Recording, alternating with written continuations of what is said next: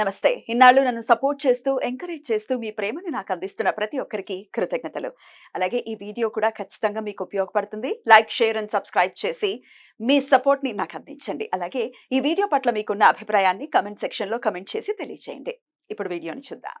నమస్తే, welcome to our channel. నేను పద్మిని. ముందుగా ప్రేక్షకులకి శ్రీ క్రోధినామ సంవత్సర ఉగాది శుభాకాంక్షలు. మరి ఈ ఉగాది ఎలాంటి ఫలితాలను ఇస్తోంది ద్వాదశ రాశుల వాళ్ళకి అనేది మనకి తెలియజేయడానికి మనతో పాటు సిద్ధంగా ఉన్నారు ప్రముఖ ఆధ్యాత్మికవేత్త, వాస్తు జ్యోతిష పండితులు శేషగిరిరావు గారు. మాట్లాడదాం. నమస్కారం అండి. క్రోధినామ సంవత్సరం వచ్చేస్తోంది. సో శోభకృత్నామ సంవత్సరం ఎంత అద్భుతమైనటువంటి సంవత్సరమో ప్రత్యేకించి చెప్పక్కర్లేదు.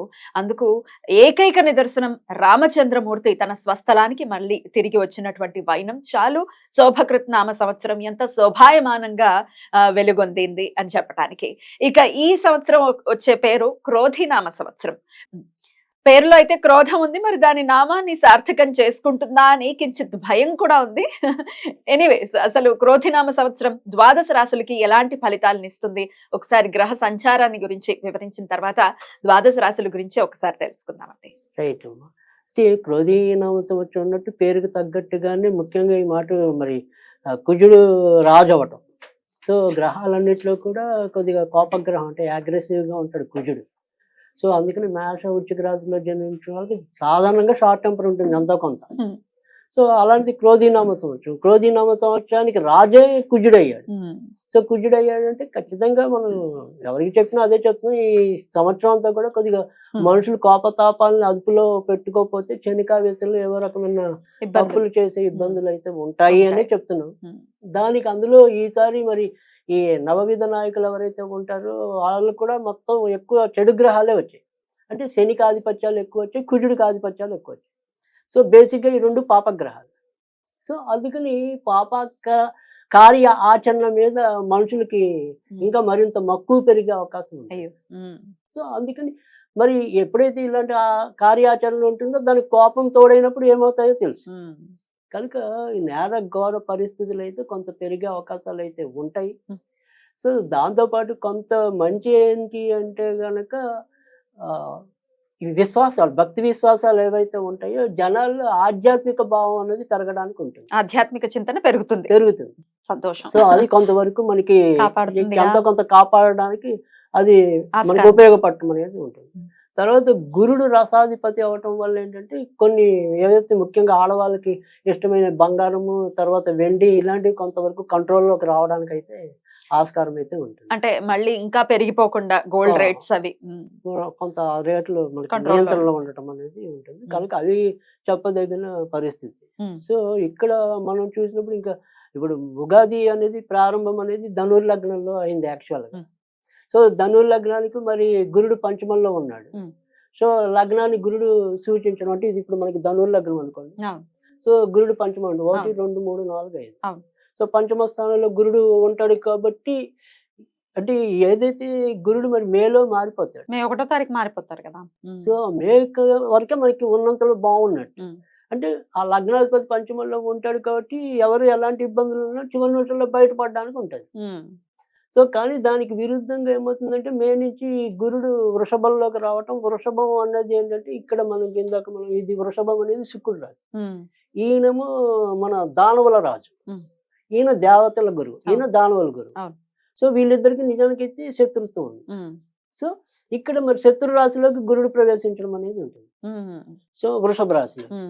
సో ఆ వృషభ రాశిలోకి గురుడు ప్రవేశించినప్పుడు ఏమవుతుంది అంటే ఇందాక మనం చెప్పాం ముఖ్యంగా ఏదైతే ఈ స్త్రీ సంబంధించిన వ్యవహారాలు ఏవైతే ఉంటాయో, లేదు ఇప్పుడు రాజకీయాల్లో స్త్రీల ఆధిపత్యం ఉంది, వాళ్ళ ఇచ్చే ఏవైతే సలహాలు సూచనలు ఉంటాయో అవి కొంత వాదాలకు వెళ్ళడానికి అవకాశం ఉంటుంది. ఇంకా ఇంట్లోకి వచ్చేప్పుడు కూడా స్త్రీల మూలకంగా ఏవో రకమైన చికాకులు ఎదురవడానికి అవకాశాలు పెరుగుతాయి. సో తర్వాత రెండోది వచ్చేప్పటికి ఏంటంటే ఇక్కడ వృషభం నుంచి చూసినప్పుడు ఏంటంటే ఇక్కడ గురుడికి రాహు వ్యయస్థానం లాభస్థానంలోకి ఉంటాడు. సో ఈ లాభస్థానంలో ఎప్పుడైతే మరి రాహు వృషభానికి ముఖ్యంగా వృషభ రాశి వారికి తర్వాత వచ్చేప్పటికి ఇది వృషభ రాశి అనుకోండి, ఇక్కడ లాభంలో గురుడు ఉంటాడు. ఇది ఉంటుంది. తర్వాత ఇప్పుడు కొత్తగా పుట్టే వాళ్ళ గురించి చెప్తున్నాను. సో వృషభ రాశిలో ఎవరైతే జన్మిస్తారో వాళ్ళు కంపల్సరీ సర్పదోషం ఉంటుంది. సర్పదోషం ఉంటుంది. లాభంలో రాహు ఉన్నా సర్పదోషం ఉంటుంది. అందుకే ముఖ్యంగా రాహు లాభంలో ఉన్నప్పుడు ఇక్కడేమో కేతు పంచమంలో ఉంటారు. పంచమంలో ఉంటారు. అవును. సో ఇది సంతాన స్థానం అవుతుంది, అదేమో లాభస్థానం. సో ఖచ్చితంగా లాభాలు ఎవరైతే ముఖ్యంగా ఈ వృషభ రాశి వాళ్ళకి గట్టి ప్రయత్నాలు ఏవైతే ఉంటాయో అవి దగ్గర వచ్చి పోతాయి. ఇక్కడ ఈ బుద్ధి అనేది వాళ్ళకి సరిగ్గా ఉపయోగపడదు. సో ఆ నిర్ణయాలు తీసుకోవడంలో ఇబ్బందులు ఎక్కువ వృషభ రాశి వాళ్ళు పొందడానికి అవకాశం ఉంటుంది.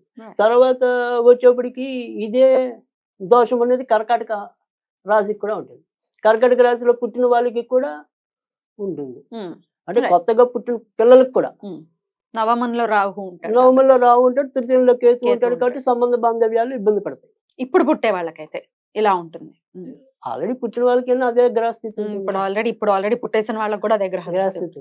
కానీ కొత్తగా పుట్టిన వాళ్ళకి కూడా ఖచ్చితంగా పుట్టడమే సర్పదోషంలో పుట్టినట్టు. ఎగ్జాక్ట్లీ ఈ సంవత్సరంలో ఎప్పుడు పుట్టినా ఇదే గ్రహస్థితి ఇంచుమించుగా, అంటే రాహుకేతులకు సంబంధించి. రైట్ అండి. ఇక దేశంలో ఎట్లాంటి పరిస్థితులు ఉంటాయి అనేది ఒకసారి క్లుప్తంగా చెప్పేసి ద్వాదశ రాశుల్లోకి వెళ్ళిపోతాం. రైట్. దేశంలో కూడా ముఖ్యంగా చెప్పాల్సింది అంటే ఇక్కడ వర్షపాతాలు ఏవైతే ఉంటాయి అంటే మనకు కావాల్సిన మెయిన్ వర్షం, రైతుల యొక్క ఇది. సో ఇక్కడ ముఖ్యంగా ఇందాక మనం చెప్పుకున్నాం శని కుజుల యొక్క ఆధిపత్యం ఎక్కువ అని చెప్పి. సో శని కుజుల ఆధిపత్యం ఎక్కువ అంటే మిరపకాయల పంటలు బాగా పండుతాయి. అంటే ఎరుపు రంగు ధాన్యాలు ఏవైతే ఉంటాయో లేదా ఎరుపు రంగు పంటలు ఏవైతే ఉంటాయో అవి సమృద్ధిగా పండుతాయి. తర్వాత శనికి సంబంధించి వచ్చినప్పుడు ఏంటంటే నల్లవి అంటే మిరియాలు అనుకోండి, నువ్వులు అనుకోండి, మినుములు అనుకోండి, ఇలా నల్ల రంగు పంటలు ఏవైతే ఉంటాయో వేరుశనగ దాని నుంచి నూనె వస్తుంది. సో అలా ఈ శనికి సంబంధించి నలుపుకి అలాంటివి సమృద్ధిగా పండటం అనేది ఉంటుంది. ఎలక్షన్స్ కూడా రాబోతున్నాయి, ఎట్లా ఉండబోతుంది అనుకోవచ్చు? యుద్ధ వాతావరణం ఉంటుందా? రైట్. అంటే ఖచ్చితంగా ఈసారి కూడా యుద్ధ వాతావరణం అయితే ఉంటుంది. ఆ తర్వాత సరే ఇక్కడ పెద్దగా ముఖ్యంగా మనం చెప్పాలంటే కేంద్రంలో మరీ మార్పులు అయితే ఉండకపోవచ్చు. మళ్ళీ మోదీ ప్రభుత్వమే వస్తుందని అనుకోవచ్చా? 99.5% అయితే ఖచ్చితంగా ఉంది మోదీ ప్రభుత్వం. సో తర్వాత వచ్చేప్పటికి కానీ ఇదే కేంద్ర ప్రభుత్వం కూడా అంటే ఇప్పుడు అనేది ఏదైతే ఉంటుందో అక్కడ వీళ్ళు కొంత భంగపడడానికి ఉంటుంది బీజేపీ వాళ్ళకి. బీజేపీ అని కాదు, మోరల్ గా ఇప్పుడు సపోజ్ అది వేరే పార్టీ తీసుకున్నా అంటే ఇక్కడ మాయావతి కరెక్ట్ గా ఇక్కడే గెలుస్తుంది అనుకునేటప్పుడు భంగపడతారు. అట్లాంటి రివర్స్ ఫలితాలు అనేది ఎక్కువ ఉంటాయి. రైట్. అట్లా కానీ ఓవరాల్ గా పాలనలో వాళ్ళే ఉంటారు. ఆంధ్రప్రదేశ్ లో ఏ గవర్నమెంట్? ఆంధ్రప్రదేశ్ అనేది కొన ఊపిరితో గెలవటం అనేది ఉంటుంది. ఇప్పుడున్న పరిస్థితి ఎవరు గెలుస్తారు? అదే ఇప్పుడున్న ప్రభుత్వమే ఉంటుంది. ఇప్పుడున్న ప్రభుత్వమే అంటే వైసీపీ వస్తుంది అనేది. అది ఏమంటాము, చావు తప్పి కన్నులు అట్టబోయిందండి అవి. సో అలా అతి కష్టం మీద వారిని నిలుపుకోవడానికి ఎక్కువ కనపడుతుంది. రైట్. మొత్తానికి దేశ కాలమాన పరిస్థితులు ఎలా ఉంటాయి అనేది క్రోధినామ సంవత్సరంలో క్లుప్తంగా మీరు తెలియజేశారు. ఇక ఇప్పుడు మన ఆడియన్స్ కి కూడా ఎవరైతే కామన్ పీపుల్ ఉన్నారో వాళ్ళ రాశుల గురించి తెలుసుకోవాలని ఖచ్చితంగా వీడియో చూస్తూ ఉంటారు కాబట్టి ఇక ద్వాదశ రాశుల గురించి తెలుసుకుందాము. క్రోధినామ సంవత్సరం మరి వృషభ రాశి వారికి ఎలా ఉండబోతోందండి? వృషభ రాశి వారికి కూడా ఈ సంవత్సరం అయితే చాలా ఎక్కువ మంచి ఫలితాలు ఉంటాయి. కానీ ఏదైనప్పటికీ కూడా ఇందాక మనము చెప్పుకుంటున్నట్టుగా ఏంటంటే ఈ సంవత్సరం ఏదైతే వృషభ రాశి ఉందో ఆ వృషభ రాశి వారికి కూడా సర్పదోషం ఉన్నట్టు అని చెప్పి పుట్టే వాళ్ళకి, కొత్తగా పుట్టే వాళ్ళకి. సరే ఆల్రెడీ పుట్టి ఉండే వాళ్ళకి ఏ రకమైన ఇబ్బందులు ఉంటాయి అంటే కొంత ఇక్కడికి వచ్చేప్పటికి ఏంటంటే వీళ్ళ బుద్ధి వీళ్ళకి కాకుండా అవతల వాళ్ళకి మరింత ఉపయోగపడుతుంది. సరే అంటే ఇక్కడ సపోజ్ ఇప్పుడు నేను వృషభ రాశిలో పుట్టాను, సరే మీరు ఇంకో రాశిలో పుట్టారనుకోండి, సరే మీకు నేను విదేశాలకు వెళ్ళడానికి ఏదో గైడ్ లైన్స్ ఇచ్చాను. సో నా దగ్గర వీసా దగ్గర వచ్చేప్పటికి నేనేదో ప్రాబ్లం పడతాను, మీరు మటుకు నా సలహా తీసుకున్నారు, మీరు వెళ్ళిపోయారు. సో అలాంటి అనుభవాలు ఈ సంవత్సరం వీరికి ఎక్కువ కనిపిస్తాయి ఈ వృషభ రాశి వారికి. తర్వాత వృషభ రాశి వారికి మరి ఈ పంచమంలో కేతు సంచారం అనేది, లాభంలో మరి రాహు సంచారం అనేది ఉంటుంది కాబట్టి సంతాన పరంగా మాత్రం కొద్దిగా జాగ్రత్తలు తీసుకోవాలి.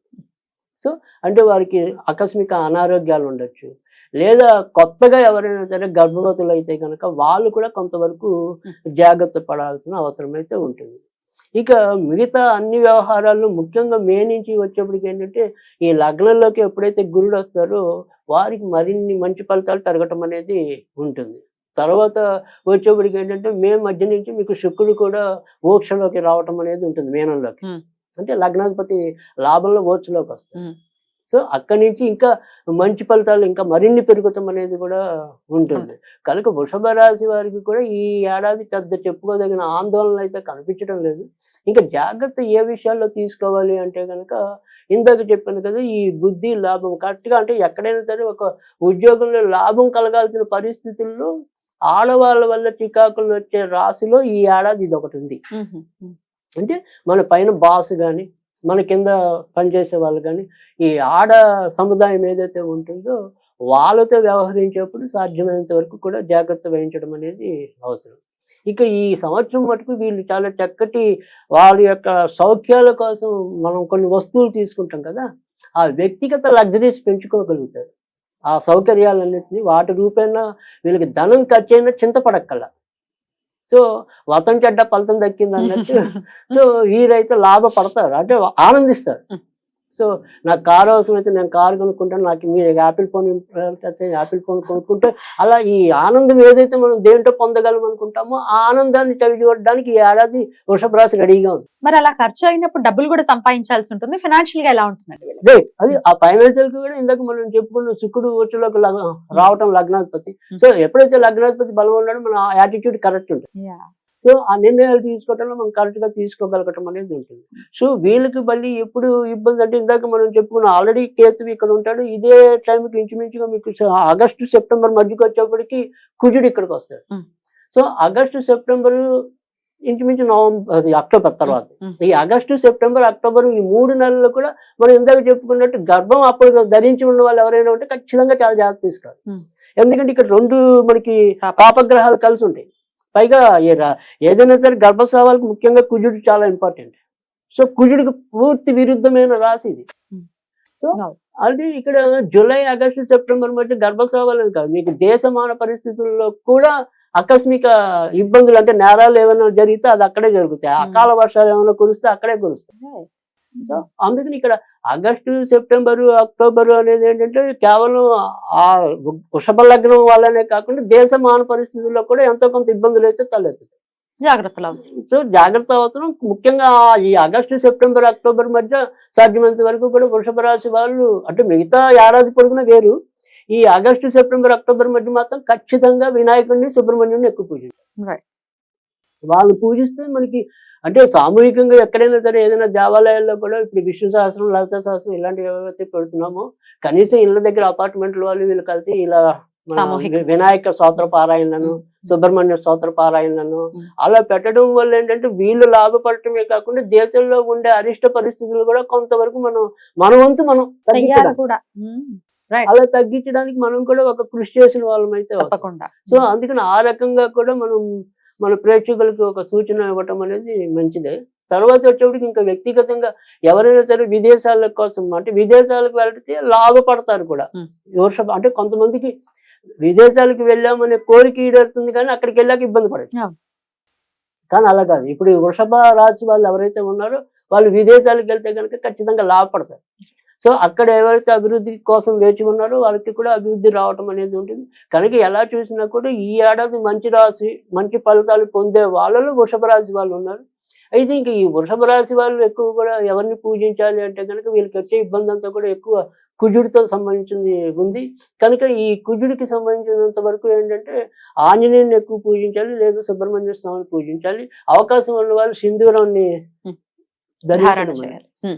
దాని వల్ల కూడా మంచి పెరగటం అనేది ఉంటుంది. అద్భుతం అండి. ఓవరాల్ గా అయితే మంచి ఇయర్ గానే కన్సిడర్ చేయొచ్చు. వృషభ రాశి వారికి కూడా ఏడాది మంచి ఫలితాలనే చెప్పాలి. అద్భుతం. అయితే వృషభ రాశి వారు కూడా చాలా ఆనందోత్సవాలతో క్రోధినామ సంవత్సరాన్ని వెల్కమ్ చేయాలి. రైట్ అండి, చాలా చక్కగా మాకు వివరాలను తెలియజేశారు. ఇక నెక్స్ట్ ఎపిసోడ్ లో మిథున రాశి గురించి మాట్లాడుకుందాం. Thank you so very much అండి. నమస్తే.